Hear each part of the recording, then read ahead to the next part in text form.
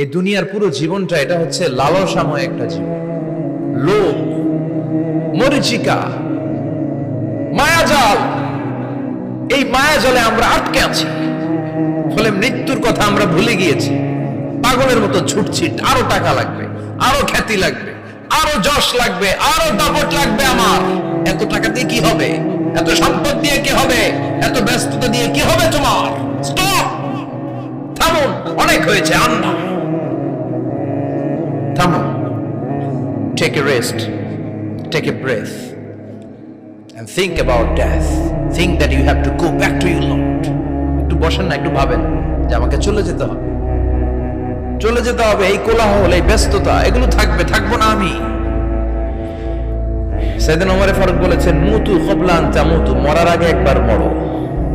হাসিবু ক্বাবলা আন তুহাসাবু আলাইকুম, তোমার হিসাব নেওয়ার আগে তুমি একবার নিজের হিসাবটা করো না। কাগজ বের করে একটু লিখো না কি কি ভালো কাজ করছিলা, যেগুলো দিয়ে নাজাতের ওসিলা হতে পারে।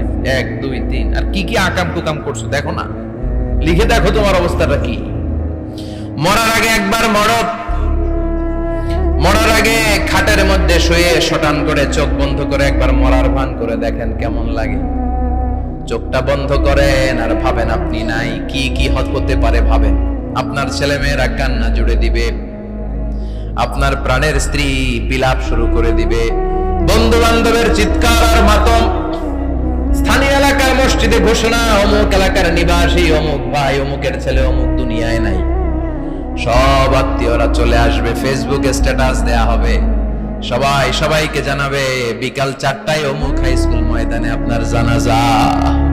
ছুটে আসবে, সবাই ছুটে আসবে আপনাকে শেষ বিদায় দিতে, গুড বাই জানানোর জন্য, আল ওয়াদা, বিদায় জানাতে আসবে সবাই।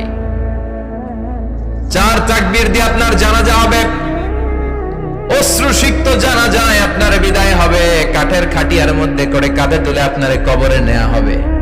আগে থেকে খুঁড়ে রাখা কবরটার মধ্যে আপনারে বিছিয়ে দেয়া হবে। বাঁশের কচি দিয়ে তার উপরে মাটির চাপা দিয়ে সব চলে যাবে। ভাবেন না একবার চোখ বন্ধ করে, this is the circle of life, this is the nature of life. এটা সবার হবে, আমার হবে, আপনার হবে। এত মায়া, এত ভালোবাসা কই যাবে? কেউ থাকবে না, সবাই আপনার অন্ধকার কবরে রেখে দিয়ে চলে আসবে। উপরে বাঁশের কঞ্চি, তার উপরে মাটির চাপা, অন্ধকার আর অন্ধকার। এই অন্ধকার যেন শেষ হতে চায় না, শুধুই অন্ধকার, ঠিক কিনা? এজন্য আমাদের চলে যেতে হবে। দাদা গেল, চাচা গেল, মামা গেল, আমাদেরকেও যেতে হবে, জোরে কোন ঠিক কিনা? একদিন মাটির ভেতরে হবে ঘরে মন আমার, কেন বন্ধ দালান ঘর, প্রাণ পাখি উড়ে যাবে পিঞ্জর ছেড়ে।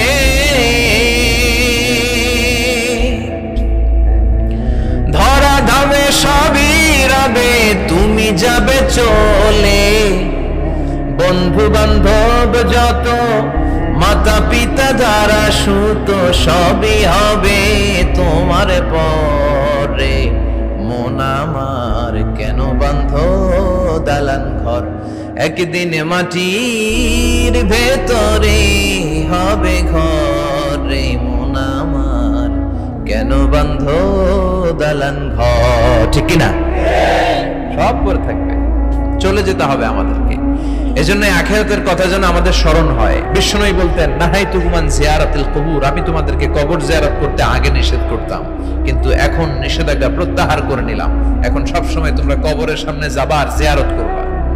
কবরস্থানে জানতো বড়ুয়া কৃষ্ণপুরের এই গ্রামের কবরস্থান আছে কোন দিকে? পূর্ব দিকে আছে, গোখরার জলের ওদিকে। যান আপনারা, একটু যাবেন, একটু গেলে আখিরাতের কথাটা স্মরণ হবে। ওখানে ছোট শিশুরা শুয়ে আছে, কিশোর যুবকরা আছে, আপনার মতো তাগড়া যুবক, মুরব্বীরা আছে। এরা এই এলাকায় থাকতো, এরা আকাশ থেকে নেমে আসে না, এই এলাকার সন্তান আজ নাই। একটা সার্টেন পিরিয়ড শেষে আপনিও থাকবেন না। This is the nature of life, this is the circle of life.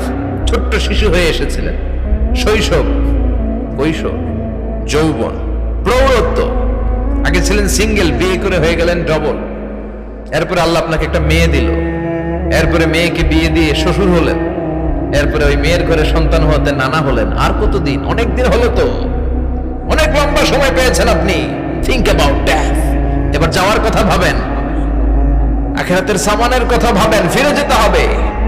কি শক্তিশালী যুবক, বার্ধক্য চলে আসলে লাঠি ছাড়া চলতে পারে না। কুচকুচে কালো দাড়ি সাদা হয়ে যায়, দাড়ির শুভ্রতা, বয়সের ভার, রং ধরা যৌবন জং ধরে শেষ, ঠিক কিনা? This is the circle of life. যুবক ভাইরা, এটাই জীবন, চলে যেতে হবে, কেউ থাকতে পারবে না, ঠিক কিনা? এটা রিমাইন্ডার আল্লাহ এই সূরার ভেতরে দিয়েছেন যে তোমাদেরকে ফিরে যেতে হবে, এই লোভ লালসা ছেড়ে দাও। রব্বুল আলামিন বলেন, আলহাকুমুত তাকাসুর হাত্তা যুরতুমুল মাকাবির। ও গোলাম, দুনিয়ার সম্পদ, লোভ লালসা তোদেরকে পাগল বানিয়ে দিয়েছে। এই লোভ পাগলামি কোনোদিন তোদের থামবে না যতদিন না তোরা কবরে ঢুকবি, ঠিক কিনা? কার কথা? আল্লাহ বললেন, দুনিয়ার সম্পদ আর লোভ আর মোহে তোমরা গাফেল হয়ে গিয়েছো। আখিরাতের কথা বেমালুম তোমরা ভুলে গিয়েছো, কিন্তু আখিরাতে তোমাদের যেতেই হবে, কবরের বাড়িতে তোমাদের ঢুকতেই হবে, ঠিক কিনা? যেতেই হবে, আমরা ভুলে যাই। আলহাকুমুত তাকাসুর, অতিরিক্ত পাওয়ার লোভ, বেশি বেশি খাওয়ার লোভ, বেশি বেশি জমানোর লোভ মানুষকে গাফেল বানিয়ে দিয়েছে। এটা মানুষের স্বভাব, আরো চাই আরো চাই, এই স্বভাবটা আছে না নাই? দেখবেন ছোট বাচ্চারা মসজিদের দোয়া অনুষ্ঠান শেষে জিলাপি দেয় না? বড় কৃষ্ণপুর কি দেয়? আগে বাতাসা দিত না, এখন কি দেয়? জিলাপি দেয়, মিষ্টি দেয়। তো মসজিদের 2-3 গেট থেকে যদি দেয়, ছোট বাচ্চারা দেখবেন এদিক দিয়ে কয়েকটা নিয়ে আবার ওই গেটে লাইন ধরে। ওর হাত হলো ছোট হাত, ওর হাত ভর্তি জিলাপি, আর নেওয়ার জায়গা না, এরপর আরেক জায়গায় লাইন ধরছে, আরো লাগবে আরো লাগবে, এই আরো আরো আরো চাই, এই স্বভাবটাই মানুষকে কুড়ে কুড়ে শেষ করে দিয়েছে। এত লাগবে কেন তোমার? চাহিদার কোনো শেষ নাই, unlimited demand of human being. যার আছে বেশি তার চাই বেশি, যার সাইকেল আছে তার হোন্ডা চাই, হোন্ডা আছে তো প্রাইভেট কার চাই, প্রাইভেট কার আছে তো প্লেন চাই, প্লেন আছে তো হেলিকপ্টার চাই, হেলিকপ্টার আছে তো ওইটা চাই, ওইটা আছে তো সেটা চাই, ঠিক কিনা? এলাকার মেম্বার যে হয়েছে চেয়ারম্যান হতে চায়, আছে না নাই? চেয়ারম্যান সাহেব এমপি হতে চায়, আছে না নাই? এমপি সাহেব মন্ত্রী হতে চায়, আছে না নাই? মন্ত্রী সাহেব প্রধানমন্ত্রী হতে চায়, আছে না নাই? কিন্তু এই দেশে সুযোগ নাই। কথা কন, এই দেশে প্রধানমন্ত্রী সিলেক্টেড, 2-3 জনের বাইরে কেউ প্রধানমন্ত্রী হতে পারবি না, ঠিক কিনা? আমার এই জীবনে তো আমি 2-3 জনই দেখলাম। বেগম খালেদা জিয়া, মাননীয় প্রধানমন্ত্রী শেখ হাসিনার ছোট্টবেলা দেখেছি এরশাদকে, আমরা তখন ছোট। তো মানুষের চাহিদার কোনো শেষ নাই, যার আছে বেশি তার চাই বেশি। এজন্য বিষ্ণু বলেছেন, উনজুরু ইলা মান হুয়া আসফালা মিন, তোমার চেয়ে যে খারাপ আছে ওর দিকে তাকাও। ওয়ালা তানজুর মান হুয়া আ'লা মিন, তোমার চেয়ে যে ভালো আছে ওর দিকে তাকাও না, তোমার চেয়ে যে খারাপ অবস্থানে আছে ওর দিকে তাকাও। অনেকে নিজের অবস্থান নিয়ে সুখী না, এরকম আছে না নাই? আল্লাহ আমার এটা দিল না রে, ওইটা দিল না রে, পাইলাম না রে, কিচ্ছু হয় না, কি করব জীবনে, হতাশ। আসলে আছে কিন্তু অনেক, কিন্তু শুকরিয়া নাই, টাকা, ঠিক কিনা? নিজের অবস্থান নিয়ে সুখী না, কিন্তু অনেক লোক আছে তারা আপনার অবস্থানে পৌঁছতে চায়। তাদের দিকে তাকিয়ে দেখেন, আপনি যে অবস্থানে আছেন এই অবস্থানে পৌঁছাটা অনেকের কাছে স্বপ্ন। তারা প্রতিনিয়ত সংগ্রাম আর স্ট্রাগল করে যাচ্ছে আপনার অবস্থানে পৌঁছতে, আর আপনি এটা নিয়ে সন্তুষ্ট না। শেখ সাদির নাম শুনেছেন? বালাগাল উলা কাশাফাত দুজা, এই কবিতাটার রচয়িতা, ইরানের বিখ্যাত এক কবি। উনি একবার আর্থিক সমস্যার মধ্যে দিয়ে সময় কাটাচ্ছেন, টাকা নাই, পয়সা নাই, পায়ে দেওয়ার মতো জুতা নাই। উনি খুব দুঃখ পেলেন, হায় রে, আমি ইরানের এত বড় কবি, আমার পায়ে দেওয়ার মতো জুতা নাই। দুঃখ ভরা মন নিয়ে রাস্তায় হাঁটতে বেরোলেন। হাঁটতে হাঁটতে হঠাৎ দেখলেন একটা লোক শুয়ে শুয়ে কাঁদছে, ওই লোকটার 2টা পাই নাই, পাই নাই। উনি সেজদায় পড়ে গেলেন, আল্লাহর কাছে ক্ষমা চাইলেন, আল্লাহ অনেক দিয়েছো, শুকর আলহামদুলিল্লাহ। এজন্য যেই পরিস্থিতিতেই থাকি না কেন আমরা কি পড়বো? জোরে বলেন, কি পড়বো? এজন্য কানাতু মিনাল ইসলাম, অল্পে তুষ্ট থাকার নাম হলো ইসলাম। সম্পদ লাগবে কিন্তু সম্পদের পাহাড় লাগবে না, ঠিক কিনা? অল্প খান, অল্প পড়েন, অল্প জামান, অল্পের ভেতরে বরকত ঢুকাইয়া দিছে কে? দেখবেন যাদের সম্পদ অল্প তারা সুখী বেশি। জরিপে এটা দেখা গিয়েছে, অনেক সার্ভেতে এটা এসেছে, যারা সম্পদশালী এরা দুঃখী বেশি।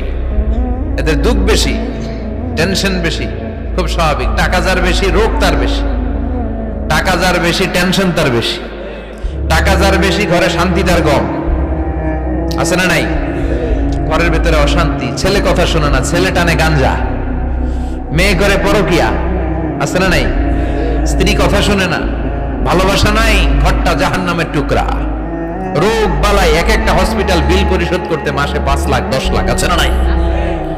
কিছু খেতে পারে না, ডাক্তার একেবারে ডায়েট মেনু বেঁধে দিয়েছে। Diet, very diet menu. এটা এটা এটা এটা কিছুই খাবেন না, শুধু গরু খাবেন না, খাসি খাবেন না, চিংড়ি খাবেন না, খালি ঘাস খাবেন। ইচ্ছে মতো ঘাস খাবেন, মানে ঘাস জাতীয় যত আইটেম আছে সব খাবেন। শাক খাবেন, সবজি খাবেন, সালাদ খাবেন। গরু, চিংড়ি, মুরগি, গোশত, ইলিশ কিছু খেতে পারে না। তাহলে রোগ বেশি, খাওয়ার মজা নাই, ঘরে সাংসারিক শান্তি নাই, খালি ব্যারাম আর ব্যারাম। ঠিক কিনা? কিন্তু সম্পদের পাহাড় ঘটেছে। আর অল্প যারা খায়, অল্প পড়ে, রিক্সাওয়ালা, কুলিওয়ালা, অল্প বেতনের চাকরি, কিন্তু হক হালালি মেনে চলে, দেখবেন শান্তি আছে অনেক। হ্যাঁ, বাসা ভাড়া দেয়, ফ্যামিলি চালায়, বাচ্চাদের স্কুল বিল, এরপরও মাস শেষে 1-2 হাজার টাকা হাতে থেকে যায়। আর ওর প্রতি মাসে 10 কোটি টাকা ইনকাম, তারপরও ব্যাংকের ঋণ আছে না নাই? সুখ কারে বলে? কিভাবে আপনি সুখকে ডিফাইন করবেন? সুখ তো টাকায় কিনা যায় না। শান্তি টাকা দিয়ে হয় না, শান্তি দেওয়ার মালিক কে? শান্তি আছে অল্প খেয়ে শুকর করার মধ্যে, শান্তি আছে আলহামদুলিল্লাহর মধ্যে। চিল্লায় বলেন ঠিক কিনা? এজন্য অল্প খাবো, অল্প পড়বো, অল্প জামাবো, অল্পের ভেতরে বরকত দিয়েছে কে? দেখেন, ধনী ভাইরা খেতে পারে না, কিন্তু রিক্সাওয়ালার কি সমস্যা হয়?